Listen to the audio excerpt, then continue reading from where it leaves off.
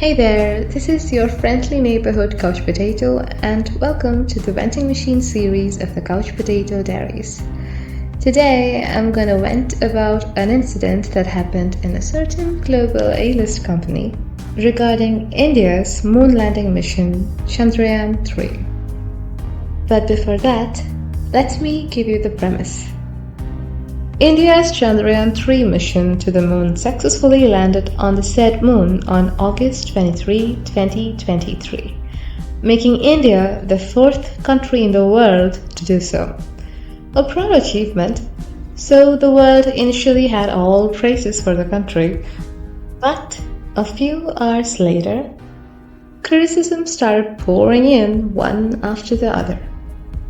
You may even have heard one of the famous ones about a certain British news channel host saying something he really shouldn't have. I would like to congratulate India for landing on the dark side of the moon.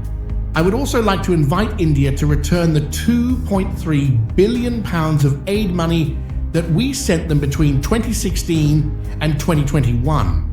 We are also set to give them £57 million next year, but I think the British taxpayer should keep a hold of that. We should not be giving money to countries with a space program as a rule. To this, India's reply was, sure, give us back the Kohinoor and the $45 trillion principal amount you systematically store from us, just to start with. Of course, after deducting your alleged $2 billion.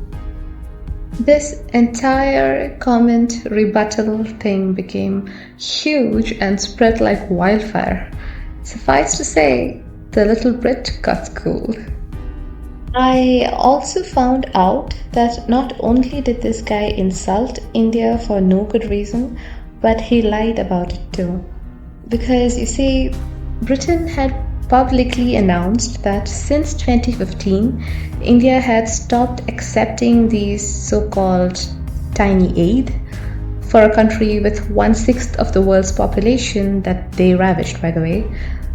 So what was this 2 billion this guy was talking about? Well, that was the measly investment the British had decided to do all on their own, considering India's fast and wide-growing economy, which, by the way, was also not requested nor required. The above story may be global common knowledge by now, but the story I have for you today, nobody much knows nor cares for it. So I decided to vent about it by recreating the communication that happened on a company-wide forum just a few hours after Chandrayaan 3's success. And it goes something like this. On a fine, sunny, shiny day, on a global message platform, Westerner A shared an article on India's moon rover landing with the comment, "Delightful news." Well, nothing wrong with that, right? Simple, positive, and to the point. But a few did not share the same sentiment, and one was not so subtly vocal about it, because without missing a beat, Westerner B.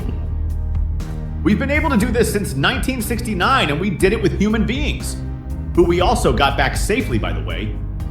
What's new here that we didn't do a half century ago?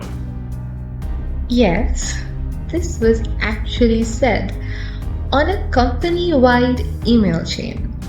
But yeah, true. That's a good question. So, Westerner A replied, Maybe there's nothing new in that aspect, but it's always good to see more research and learning, and I'm glad that India is the new contender. Also, India has great engineers, so no surprise that this mission is a success. To which Mr. B replied,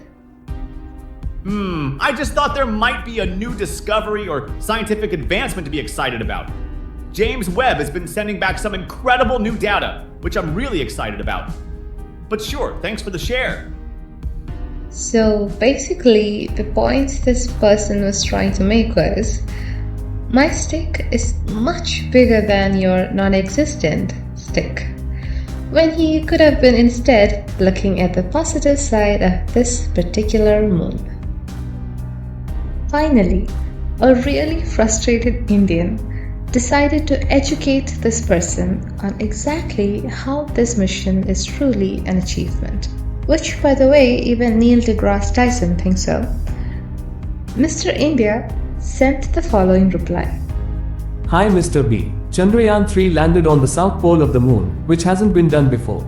This mission is significant for several reasons. 1. After several failed attempts to land on this section of the moon, including missions by Israel, Russia, etc., ISRO managed to land a craft at a region that is largely unexplored. 2. The rover will collect data about the presence of water, which can be utilized for future human settlements, as well as additional data about possible lunar mining. 3. It was made at a fraction of the cost of regular moon missions. I think this warrants for some momentary feelings of happiness. The message ends here, short, to the point, and diplomatic. Don't you think so? How do you think Mr. B replied? Westerner B. Congratulations! Yep, those question marks were actually there, and it wasn't a typo. After this, a global hush fell on the forum. Seeing that enough buttons have been pushed, the director stepped in and basically explained how in a global community we have the privilege of expressing our perspectives openly, but it is important to be mindful of the diversity within a team while considering the feelings of our peers when sharing opinions to avoid hurting anyone's sentiments. And then, of course, everyone else chimed in saying something along the lines, every nation's achievement in space exploration should be celebrated, no matter the timeline, etc., etc., etc. And thus, the show came to an end. After this, everyone went back to their daily life as if nothing happened, as if racial jealousy and mockery did not just happen on a global-wide forum in a grand display. Needless to say, absolutely nothing happened to Mr. B. In fact, the person sure seems to be proud of themselves still and at the top of the world. Question: had the situations been reversed and an Indian said the same things, even on a private forum, wouldn't they be fired on the spot? Or at the very least, a light diplomatic spanking, so to speak? You can cast a colored person for the role of Snow White or for Ariel the mermaid to show that you love colored people, but you cannot hide your true colors all the time.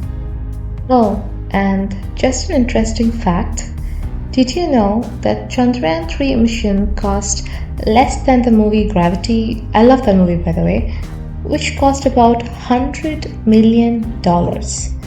Also, another fact Mr. India did not highlight, which he could have, was that America never achieved the very thing India had succeeded in, which is landing near the lunar South Pole, and that too with 0 casualties.